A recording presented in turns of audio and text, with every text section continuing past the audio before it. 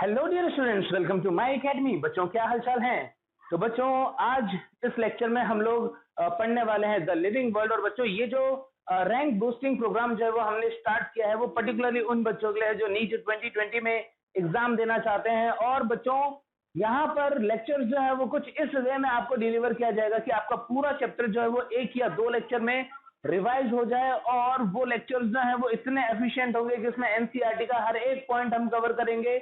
वो सारी चीजें जो एग्जाम में पूछी जाती है उन्हें स्पेशली लिया जाएगा। यदि वहां पर कोई ऐसा कंसेप्ट है जिसे एक्सप्लेन करने के लिए थोड़ा डिटेल में जाने की जरूरत पड़ती है तो हम वो भी करेंगे। तो बच्चों ये लेक्चर जो है वो बहुत ही इंपॉर्टेंट होने वाला है और इससे बेस्ट कोई वे नहीं हो सकता है जिससे कि आप एनसीईआरटी को नीट के पॉइंट ऑफ व्यू से रिवाइज कर पाए। ठीक है बच्चों, तो बिना टाइम वेस्ट किए हम स्टार्ट करते हैं चैप्टर द लिविंग वर्ल्ड।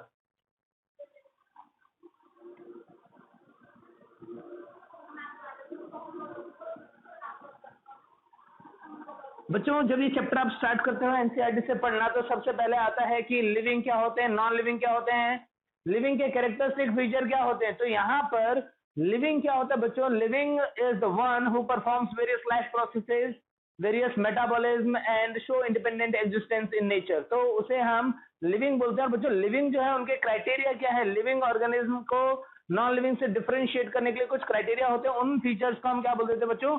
उन फीचर्स को हम बोल देते हैं characteristic features of living. Characteristic features of living. Now बच्चों ये कैरेक्टरिस्टिक फीचर ऑफ लिविंग जो है उनके अंदर कौन कौन से फीचर हैं जिन्हें हम पढ़ते हैं? वो फीचर है like growth, reproduction,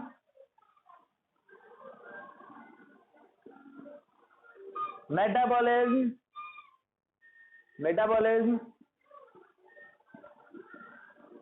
then cellular organization,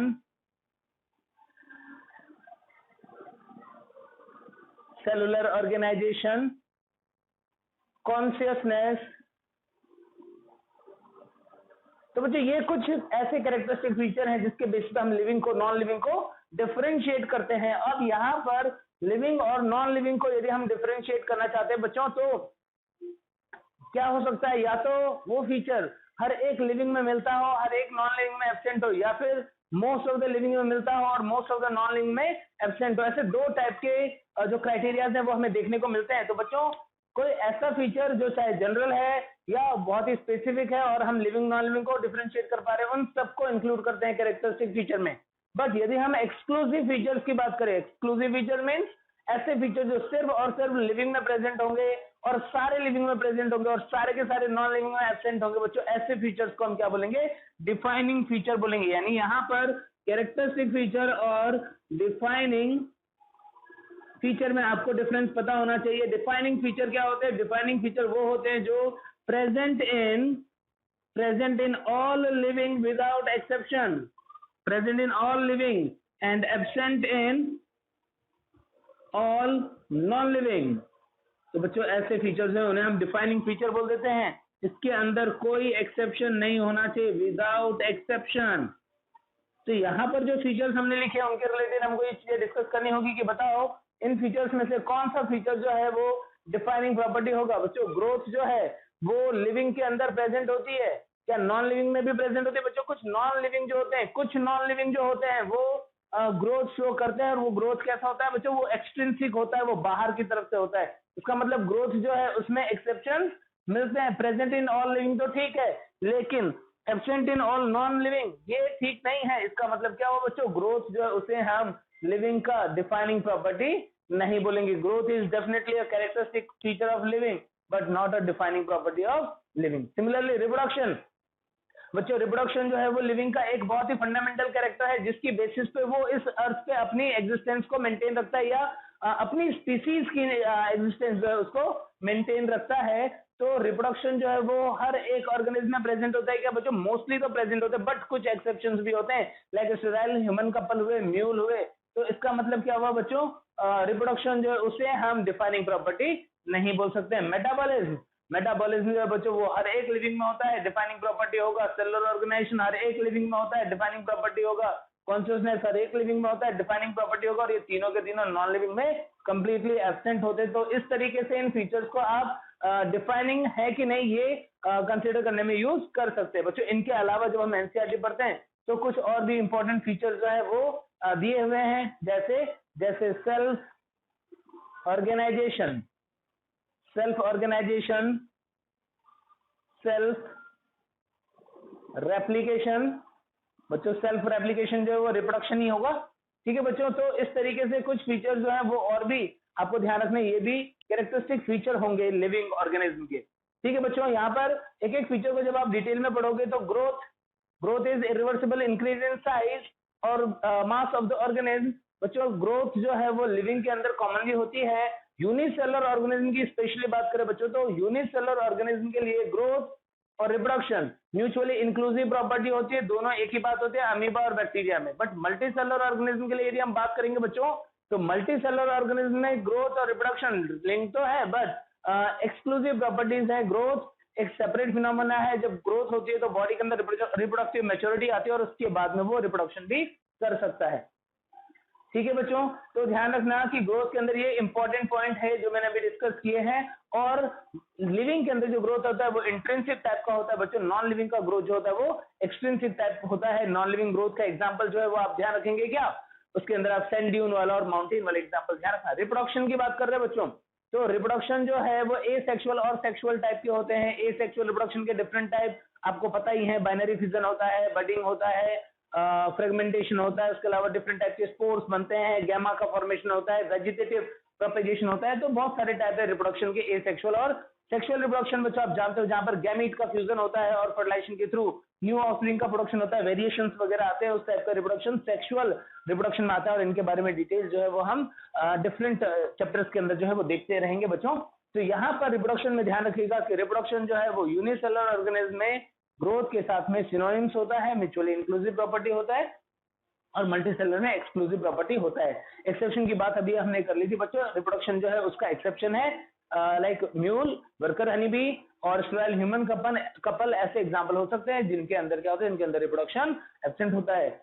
So it is not a defining property, but surely a characteristic feature. Now, metabolism is sum total of all the chemical reaction or biochemical reaction that occurs within the organism. And what happens in organism?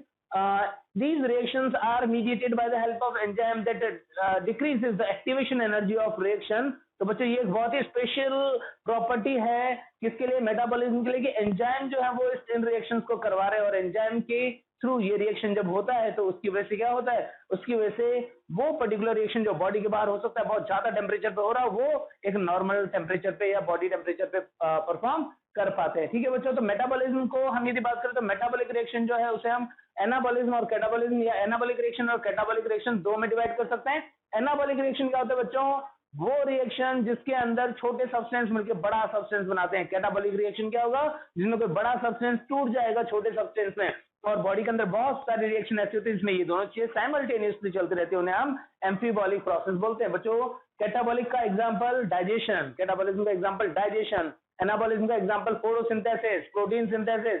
और बच्चों जब आपको पूछा जाएगा कि respiration क्या है तो आपको बोलना है कि रेस्पिरेशन जो है वो एम्फीबॉलिक प्रोसेस होता है, क्योंकि उसके अंदर कैटाबॉलिज्म और एनाबॉलिज्म दोनों ही चीजें साथ में चलती रहती है। नेक्स्ट बच्चों, यदि हम बात करें कि क्या ये मेटाबॉलिक रिएक्शन बॉडी के बाहर करवा सकते हैं, तो बच्चों यस, बॉडी के बाहर हम मेटाबॉलिक रिएक्शन को करवा सकते हैं, लेकिन एंजाइम जो है वो हमें ऑर्गेनिज्म के अंदर से एक्सट्रैक्ट करना पड़ेगा। तो मेटाबॉलिक रिएक्शन जो है वो बॉडी के बाहर पॉसिबल है, उसे हम न तो लिविंग ऑर्गेनिज्म बोलेंगे ना ही नॉन लिविंग थिंग बोलेंगे, बट श्योरली उसे हम एक लिविंग रिएक्शन बोलेंगे, बायोकेमिकल रिएक्शन बोलेंगे, ठीक है बच्चों। तो ये इंपॉर्टेंट पॉइंट ध्यान रखना मेटाबॉलिज्म के लिए, और मेटाबॉलिज्म को हम डिफाइनिंग प्रॉपर्टी बोलते हैं। नाउ सेलुलर ऑर्गेनाइजेशन, बच्चों सेलुलर ऑर्गेनाइजेशन का मीनिंग क्या है, एक सेल जो है उसका ऑर्गेनाइजेशन। सेल कैसे बना है, various type of biomolecules are arranged in a very specific manner and they interact with each other in a very specific manner, that particular organization is known as cellular organization। And from bacteria to human or higher plants you can see this organization present in every organism। बच्चों आपको पता है कि cell theory क्या बोलती है, cell theory बोलती है कि हर ऑर्गेनिज्म जो है वो सेल और उसके प्रोडक्ट से बना है, यानी सेल होगा तो सेलुलर ऑर्गेनाइजेशन होगा, इसीलिए हम इसे क्या बोलेंगे, इसे हम डिफाइनिंग प्रॉपर्टी बोलेंगे। नेक्स्ट कॉन्शियसनेस बच्चों कॉन्शियसनेस क्या होता है, कॉन्शियसनेस होता है awareness about the environment and response about the changes in the external environment, उसे हम कॉन्शियसनेस बोलते हैं बच्चों। मोस्ट ऑब्वियस और टेक्निकली कॉम्प्लिकेटेड प्रॉपर्टी यदि आपको कोई पूछता है तो वो क्या है, वो कॉन्शियसनेस है। हर एक लिविंग ऑर्गेनिज्म जो है वो कॉन्शियसनेस शो करता है, लेकिन किस चीज के लिए शो करेगा, ये वेरी कर सकता है। फिजिकल, केमिकल, बायोलॉजिकल फैक्टर हो सकता है एक ऑर्गेनिज्म एक पर्टिकुलर फैक्टर के लिए रेस्पॉन्सिवनेस नहीं शो करे और दूसरे के लिए करे, ऐसा पॉसिबल हो सकता है। ऐसे हम प्लांट को देख रहे बच्चों, तो प्लांट जो है नॉर्मली हम टच यदि करते हैं तो कुछ टाइम के लिए हम देखते हैं कि रेस्पॉन्स नहीं होता, हो सकता है वो gradually long term response show करता हो, बट क्विक रेस्पॉन्स जो है वो एब्सेंट होता है। लेकिन लाइट के लिए, वाटर, मिनरल, पॉइजन, टॉक्सिन, इन सब के लिए रेस्पॉन्सिवनेस जो है वो शो करता है। ठीक है बच्चों, तो उसे हम बोल देते हैं कॉन्शियसनेस। तो कॉन्शियसनेस जो है वो हर एक लिविंग में प्रेजेंट होता है बच्चों। यहाँ पर जब एनसीईआरटी की बुक पढ़ोगे तो वहां पर आप पढ़ोगे कि आखिर कॉन्शियसनेस जो है वो, उसके बारे में हम जब डिस्कस करते हैं कि कोई पर्सन कॉमा में है तो उस टाइम पे हम उसे क्या बोलेंगे, क्या उसके अंदर कॉन्शियसनेस है, नहीं है, वो लिविंग है, नॉन लिविंग है। तो बच्चों ध्यान रखना, यदि एक पर्सन जो है वो कॉमा में है और वेंटिलेटर पे रखा हुआ है या लाइफ सपोर्ट पे रखा हुआ है, artificial heart lung bypass machine पे कनेक्टेड है, क्यों, क्योंकि उसके ब्रेन की एक्टिविटी इतनी कम हो गई है कि वो ब्रीथ भी नहीं कर पा रहा है, उसका हार्ट पंप भी नहीं कर पा रहा है। यदि ऐसी कंडीशन होगी बच्चों तो क्या होगा, यदि हम उसे आर्टिफिशियल सपोर्ट नहीं देंगे तो वो इमीडिएटली डेड हो जाएगा। तो हमने क्या किया, हमने आर्टिफिशियली उसे सपोर्ट दे करके जिंदा रखने की कोशिश की है। तो उस सिचुएशन में, उस पर्टिकुलर सिचुएशन में उसे ना तो हम लिविंग बोलेंगे और ना ही नॉन लिविंग बोलेंगे। यदि उस पर्सन के अंदर कैपेसिटी आ जाती है कि वो वेंटिलेटर से हटाने के बाद अपनी लाइफ प्रोसेस जो है वो परफॉर्म कर पा रहा है, या कुछ मेटाबॉलिक, इतनी मेटाबॉलिक एक्टिविटी परफॉर्म कर पा रहा है कि उसे लाइफ सपोर्ट की रिक्वायरमेंट ना हो, तो वो लिविंग हो जाएगा। और यदि नहीं होता है तो कुछ टाइम के बाद में बच्चों उसका ब्रेन जो है वो कंप्लीटली डेड हो जाएगा, उसे हम ब्रेन डेड जो है वो डिक्लेयर कर देंगे, डेड डिक्लेयर कर देंगे। ठीक है बच्चों, तो इसीलिए कॉन्शियसनेस जो है वो भी लिविंग का डिफाइनिंग प्रॉपर्टी होता है। तो बच्चों ये कैरेक्टरिस्टिक फीचर्स जो है उसके रिलेटेड जब आप एनसीईआरटी पढ़ोगे तो वहां पर मिलेगा। दूसरी चीज वहां पर आप एनसीईआरटी में पढ़ोगे बच्चों एक स्टेटमेंट कि properties of tissue is property of cells is not present in tissue but it arises due to interaction of cells. Similarly, property of biomolecule is not present in organelle but it arises due to interaction of these biomolecules.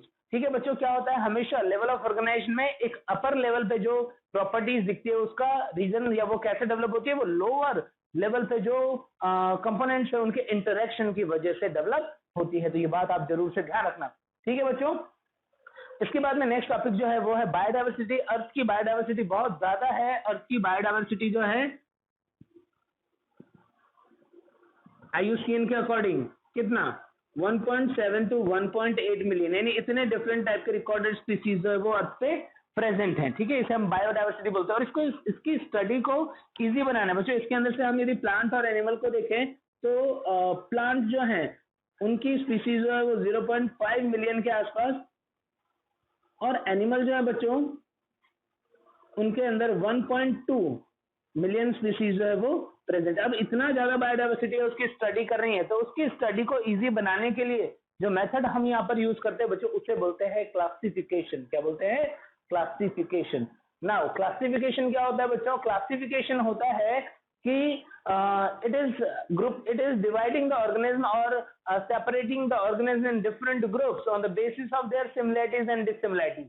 तो organism को उनकी similarity dissimilarity के basis पे जो groups में divide करते हैं बच्चों, उसे हम क्या बोलेंगे, उसे हम बोलेंगे क्लासिफिकेशन। ठीक है, और ये क्लासिफिकेशन जो है बच्चों वो डिफरेंट टाइप के होते हैं। यानी जैसे जैसे बायोलॉजी जो है उसका एडवांसमेंट हुआ, इस प्रोसेस के अंदर भी काफी एडवांसमेंट हुए बच्चों, और क्लासिफिकेशन करने, ऑर्गेनिज्म को क्लासिफाई करने का जो मेथड है वो चेंज हुआ, और ये क्लासिफिकेशन जो है वो डिफरेंट टाइप का हो सकता है। जैसे जैसे हम बात करते हैं बच्चों artificial classification.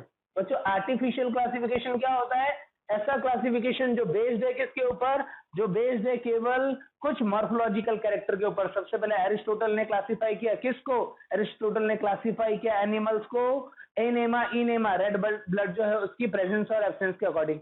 Enema red blood जो है वो प्रेजेंट होगा, एनेमा रेड ब्लड जो है वो एब्सेंट होगा। ऐसे ही उन्होंने क्या किया, प्लांट को क्लासिफाई किया on the basis of their height, tree, shrub, herb. ठीक है बच्चों, ऐसे ही थियोफ्रेस्टस है, उन्होंने आर्टिफिशियल क्लासिफिकेशन दिया जहां पर उन्होंने प्लांट्स को क्लासिफाई किया ट्री, श्रब, अंडरश्रब और हर्ब। बच्चों यहाँ पर एक इंपॉर्टेंट जो बात है वो ध्यान रखना है आपको कि सेक्सुअल सिस्टम ऑफ क्लासिफिकेशन ये जो है वो एक एग्जांपल है किसका, आर्टिफिशियल क्लासिफिकेशन का। किसने दिया था, गिवन बाय लिनियस। और ये क्लासिफिकेशन जो है वो बच्चों बेस्ड था किसके ऊपर, ये बेस्ड था फ्लोरल कैरेक्टर्स के ऊपर, एंड्रोशियम कैरेक्टर के ऊपर। ठीक है बच्चों, तो सेक्सुअल सिस्टम ऑफ क्लासिफिकेशन। उसके बाद में बच्चों ये जरूर से ध्यान रखना, एंड्रोशियम के ऊपर बेस्ड था ये। दूसरा natural classification. What is natural classification? When classification is based on the natural affinities amongst the organism, तो हम उसे नेचुरल क्लासिफिकेशन बोलते हैं बच्चों। इसका एग्जांपल जो आपको ध्यान रखना है वो है बेंथम एंड हुकर्स क्लासिफिकेशन। इस क्लासिफिकेशन के अंदर बच्चों इंपॉर्टेंट बात क्या थी, इस क्लासिफिकेशन के अंदर इंपॉर्टेंट बात थी कि फाइलोजेनी जो है उसको इंक्लूड नहीं किया। All the features of organism was included except phylogeny. So you have to remember this point, very important point. And if we include phylogeny for classification, then that classification is known as क्या बोलते हैं उसको बच्चों, उसको बोल देते हैं हम phylogenetic क्लासिफिकेशन। ठीक है बच्चों, तो ऐसे डिफरेंट टाइप के क्लासिफिकेशन है। और फाइलोजेनेटिक क्लासिफिकेशन जो सबसे बड़ा और सबसे इंपॉर्टेंट क्लासिफिकेशन सिस्टम है बच्चों, वो ओसवाल्ड टिप्पो ने दिया था, ओसवाल्ड टिप्पोज क्लासिफिकेशन। उसके अलावा हचिनसन ने भी क्लासिफिकेशन दिया था, तख्ताजी ने भी इस टाइप का क्लासिफिकेशन दिया था बच्चों। एंगलर, प्रेंटल और आइकलर एंड लाइकर जो उन्होंने भी दिया था। एंगलर प्रेंटल ने सबसे पहले क्लासिफिकेशन दिया था लेकिन वो उतना अच्छा नहीं था, इसलिए बाद में आइकलर और एंड लाइकर ने ऐसा क्लासिफिकेशन दिया। ठीक है बच्चों, वो रिलेटिवली बेटर था। ठीक है बच्चों, और ओसवाल्ड टिप्पो, हचिनसन, ये सब भी फाइलोजेनेटिक क्लासिफिकेशन देने वाले साइंटिस्ट थे। ठीक है बच्चों,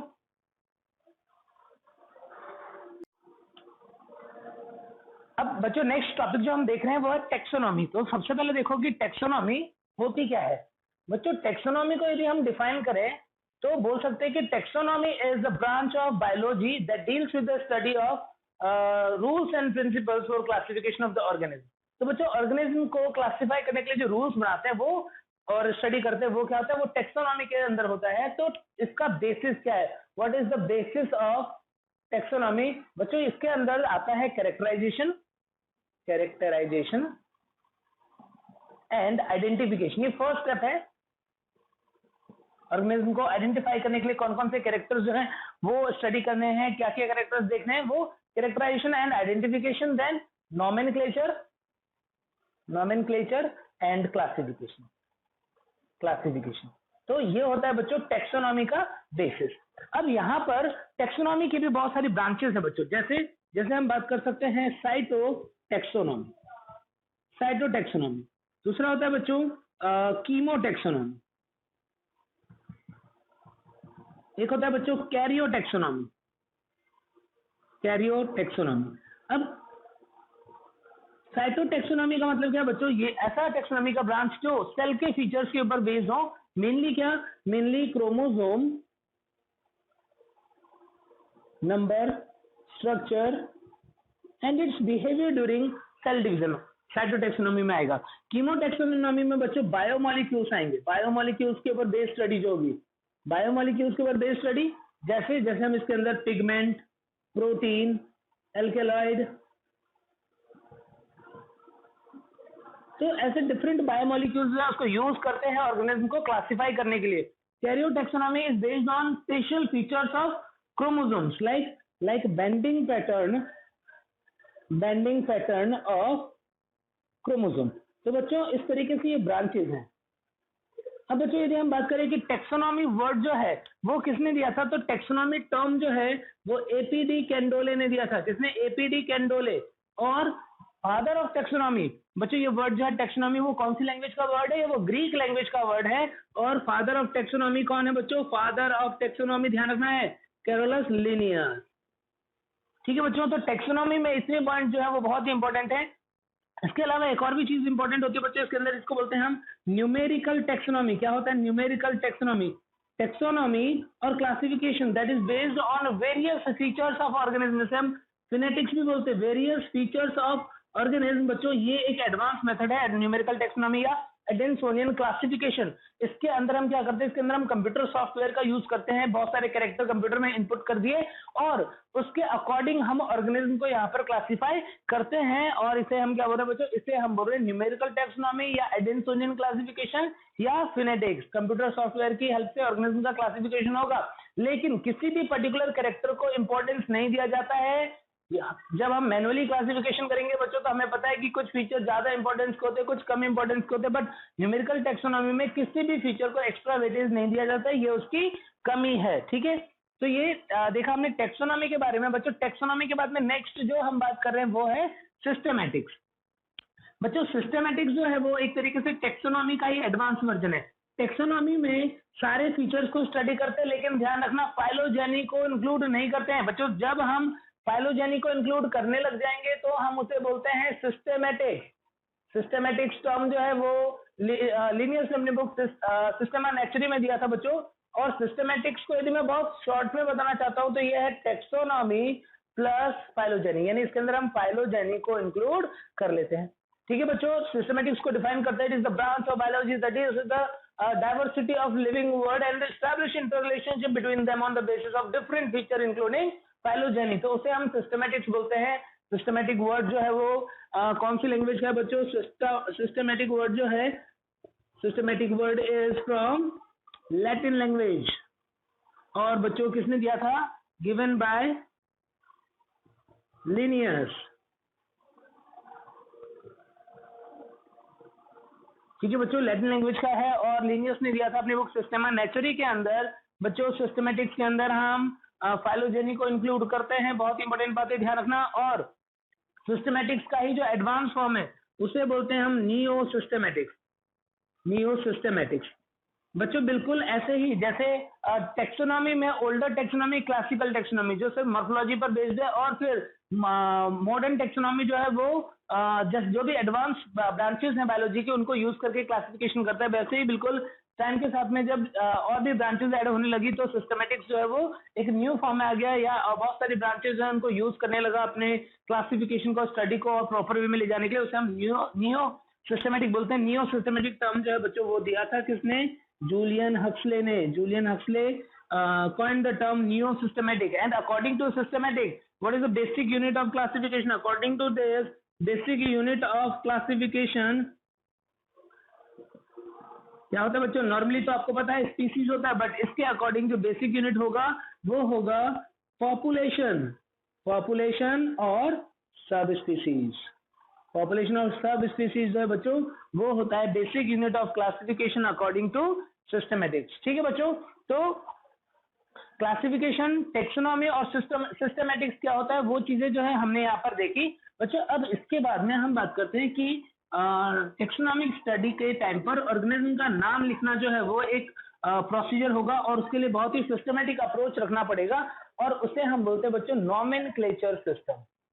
नोमेनक्लेचर सिस्टम बच्चों, ऑर्गेनिज्म का नाम लिखने के लिए जो सिस्टम है उसे हम नोमेनक्लेचर सिस्टम बोल रहे हैं। अब ऑर्गेनिज्म का नाम दो टाइप का होता है, एक तो होता है vernacular name. Vernacular name means local name जो अलग अलग जगहों पर अलग अलग हो सकता है बच्चों, टेक्सोनॉमी में ज्यादा इंपॉर्टेंस इसका नहीं है। दूसरा होता है साइंटिफिक नेम, ऐसा नेम जो through out the world same है और टेक्सोनॉमी में बहुत इंपॉर्टेंट रोल प्ले करेगा। ठीक है बच्चों, तो नोमेनक्लेचर सिस्टम जो यूनिवर्सली फॉलोड है उनमें कौन कौन आता है? पॉलिनोमियल नोमेनक्लेचर सिस्टम जो स्टार्टिंग में दिया गया था, बहुत सारे वर्ड थे वो रिजेक्टेड हो गया। देन ट्राइनोमियल नोमेनक्लेचर और बाइनोमियल नोमेनक्लेचर। यदि हम स्पीसीज या सब स्पीसीज के अकॉर्डिंग ऑर्गेनिज्म का नाम लिखते हैं तो ट्राइनोमियल, अदरवाइज बाइनोमियल। तो बच्चों साइंटिफिक नोमेनक्लेचर जो है उसके अंदर हम देख रहे हैं सबसे पहले trinomial nomenclature system. Trinomial nomenclature system जो है बच्चों उसके अकॉर्डिंग ऑर्गेनिज्म का नेम जो है वो 3 वर्ड से बना होगा, और वो 3 वर्ड कौन कौन से होते हैं बच्चों? सबसे पहला वर्ड होता है नेम ऑफ जीनस, दूसरा वर्ड होता है स्पेसिफिक एपिथेट, और बच्चों जो थर्ड वर्ड होता है वो होता है सब स्पेसिफिक एपिथेट, या फिर प्लांट के केस में वैरायटी। प्लांट के केस में क्या होगा? वैरायटी। ठीक है बच्चों, तो अब यहाँ पर एग्जांपल देखते हैं। जैसे ह्यूमन है तो ह्यूमन का ट्राइनोमियल नोमेनक्लेचर के अकॉर्डिंग नेम क्या होता है? होमो सेपियंस सेपियंस। Homo sapiens sapiens. ठीक है बच्चों, ऐसे ही क्रॉ का यदि हम बात करें तो क्रॉ का नाम होता है Corvus splendens splendens, Corvus splendens splendens. ठीक है बच्चों, ऐसे ही यदि हम बात करें गोरिल्ला का, तो गोरिल्ला का नेम होता है गोरिल्ला, जीनस है gorilla, specific epithet and gorilla ही सब स्पेसिफिक एपिथेट है। ठीक है बच्चों, प्लांट में कुछ बात करते हैं हम बच्चों, जैसे कि हम बात करते हैं कैबेज की। कैबेज का नाम है brassica ओलेरेशिया, brassica ओलेरेशिया capitata, brassica ओलेरेशिया capitata. यहाँ पर कैपिटाटा जो है वो वैरायटी है बच्चों। ऐसे ही कॉलीफ्लावर, कॉलीफ्लावर जो है उसके लिए भी यदि हम ट्राइनोमियल नोमेनक्लेचर की बात करते हैं तो जीनस सेम है Brassica, specific epithet oleracea and botrytis, botrytis is the variety. So बच्चों इस तरीके से नाम लिखना जो है उसे हम क्या बोल देते हैं, ट्राइनोमियल नोमेनक्लेचर सिस्टम। लेकिन बच्चों जो सबसे ज्यादा फॉलो होता है वो कौन सा है, वो है binomial nomenclature system. Binomial nomenclature system जो है बहुत ही इंपॉर्टेंट है। किसने दिया था, सबसे पहले बाइनोमियल नोमेनक्लेचर सिस्टम को यूज किया था गैस्पर्ड बोहिन ने। देख रहे बच्चों हम binomial nomenclature system, binomial nomenclature system जो है वो सबसे पहले यूज किया था किसने बच्चों, सबसे पहले यूज किया था गैस्पर्ड बोहिन ने। लेकिन फाउंडर और father of binomial nomenclature system किसे बोलते हैं हम बच्चों, वो बोलते हैं हम कैरोलस लिनियस को। कैरोलस लिनियस जो है बच्चों, कैरोलस लिनियस बच्चों, कैरोलस लिनियस का ओरिजिनल नेम जो था वो था कार्ल वॉन लिने, और उन्होंने अपने नाम जो है वो कुछ इस तरीके से बाइनोमियल एपिथेट की फॉर्म में लिख लिया था, कैरोलस लिनियस। ठीक है बच्चों, अब यहाँ पर बाइनोमियल नोमेनक्लेचर जो है उसके लिए कुछ कोड्स है जिसके अकॉर्डिंग उनके नाम लिखे जाते हैं, जैसे ICBN international code of botanical nomenclature, ICZN international code of zoological nomenclature, ICNB international code for nomenclature of bacteria, ICVN international code for viral nomenclature and ICNCP international code for nomenclature of cultivated plant. ठीक है बच्चों, तो यहाँ पर एक बात और भी ध्यान रखना, ICBN का नाम जो है वो अब चेंज हो चुका है ICN। क्यों, क्योंकि ICBN सिर्फ प्लांट का ही नेम नहीं लिखते बल्कि इसके अकॉर्डिंग फंजाई एल्गी के भी नोमेनक्लेचर के कोड्स आते हैं, इसलिए ICBN को ICN कर दिया गया है। ठीक है बच्चों, तो ये बाइनोमियल नोमेनक्लेचर के लिए कुछ कोड हैं। अब बाइनोमियल नोमेनक्लेचर के अकॉर्डिंग जब लिनियस ने ऑर्गेनिजम्स के नाम लिखे तो सबसे पहले बुक स्पीसीज प्लांटेरम बुक जो है उसके अंदर उन्होंने इन 1753 में बहुत सारे प्लांट्स के नेम लिखे थे। Plant names were given in book Species Plantarum in 1753। Similarly Systema Naturae, बच्चों सिस्टेमा नेचुरी बुक जो है उसके अंदर इन्होंने 1758 में बहुत सारे एनिमल्स के नेम दिए थे, एनिमल्स के बाइनोमियल नेम दिए थे। तो ये दो बुक के नाम जो है वो आप ध्यान रखना कि प्लांट्स के नेम कौन से बुक में और एनिमल्स के नेम जो है वो कौन से बुक में दिए गए थे। ठीक है बच्चों, स्टार्टिंग में। अब इसके बाद में हम बात करते हैं बाइनोमियल नोमेनक्लेचर सिस्टम के कुछ इंपॉर्टेंट रूल्स। बच्चों बाइनोमियल नोमेनक्लेचर सिस्टम के अकॉर्डिंग ऑर्गेनिज्म का नेम जो है वो 2 वर्ड से बना हुआ होगा, 2 words, and the first word is name of genus and second word is specific epithet, name of genus and specific epithet। बच्चों यहाँ पर जैसे हम एग्जांपल ले लेते हैं मैंगो का बाइनोमियल नेम क्या है, मैंजीफेरा इंडिका। बच्चों 2 वर्ड से बना हुआ है मैंजीफेरा इंडिका। नॉर्मली ये ईच वर्ड जो है बच्चों उसके अंदर 3 to 12 लेटर्स होते हैं। फर्स्ट वर्ड कैपिटल का होगा, बाकी सारे छोटे होंगे। First word is name of genus, second is specific epithet. These words are commonly from Latin language. Why generally Latin language is used for binomial nomenclature system? Because Latin language is the dead language. Okay? तो ध्यान रखना कि Latin language का word होगा but it can be taken from other language also. In that case we latinize the name. Name जो होगा उसको लेटिनाइज कर दिया जाता है। एंड वाइल टाइपिंग जब इसको टाइप किया जाता है बच्चों तो these name should be typed in italics font जो होता है बच्चों उसके अंदर इसे टाइप किया जाता है। And in handwritten cases both the words are underline separately, जैसे हमने यहाँ पर अंडरलाइन किया है सेपरेटली। ठीक है बच्चों, तो ये रूल्स है बाइनोमियल नोमेनक्लेचर में नाम लिखने की। Some time if specific epithet is on the basis of a name of sentence then in that case the first letter में बी कैपिटल।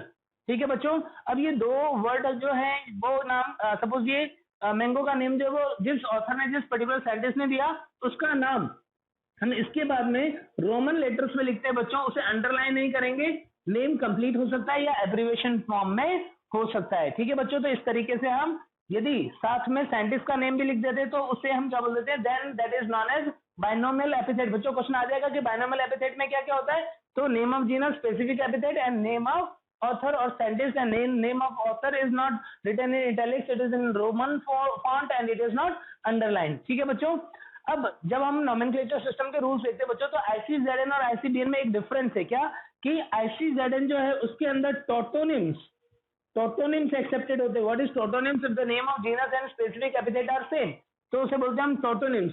टोटोनिम्स का एग्जांपल बच्चों नागा नाजा जो है वो इंडियन कोबरा का नाम है, रेक्टस रैट का नाम है। तो ऐसे नाम जिनमें स्पीसीज, जिनमें जीनस और स्पेसिफिक एपिथेट सेम होते हैं, उसे हम क्या बोल देते हैं, उसे हम टोटोनिम्स बोल देते हैं। बच्चों ट्राइनोमियल नोमेनक्लेचर सिस्टम में एक ऐसा ही सिमिलर सा रूल है जहां पर स्पेसिफिक एपिथेट और सब स्पेसिफिक एपिथेट सेम होते हैं, तो उसे हम क्या बोल देते हैं, ऑटोनिम्स बोल देते हैं। जैसे ह्यूमन का ही नाम है होमो सेपियंस सेपियंस, तो सेपियंस सेपियंस क्या होगा, ऑटोनिम्स होगा।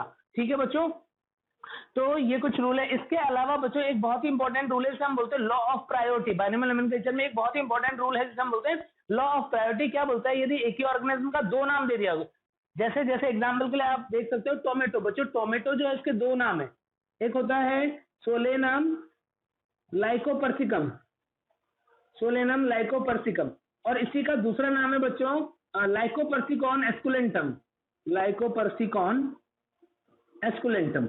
तो बच्चों एक ही ऑर्गेनिज्म के दो नाम, यदि कभी ऐसा केस होता है बच्चों, तो उसमें पहले दिया हुआ नाम एक्यूरेट होगा, उसे माना जाएगा सही, उसे ही बोलते हैं हम लॉ ऑफ प्रायोरिटी। 1753 के बाद में प्लांट में एप्लीकेबल है, 1758 के बाद में एनिमल में एप्लीकेबल है कि if an organism has two names then the name given earlier will be considered as the correct name of organism. Then दूसरा नेम जो होगा बच्चों, उससे हम क्या बोल देते हैं, उससे हम बोल देते हैं सिनोनिम्स। यानी यहाँ पर टोमेटो में लाइकोपर्सिकॉन एस्कुलेंटम जो है वो क्या है, उसका सिनोनिम्स है। इसी रूल को हम क्या बोल देते हैं बच्चों, लॉ ऑफ प्रायोरिटी बोल देते हैं। तो इस तरीके से बाइनोमियल नोमेनक्लेचर के अकॉर्डिंग हम नेम लिखते हैं। अब बच्चों नेक्स्ट टेक्सोनॉमिक कैटेगरीज कौन कौन सी है, क्या होती है, और टेक्सोनॉमिक एड्स क्या है, उनके बारे में हम पढ़ेंगे नेक्स्ट लेक्चर में। तब तक आप लोग अच्छे से पढ़ते रहिए, बाय बाय।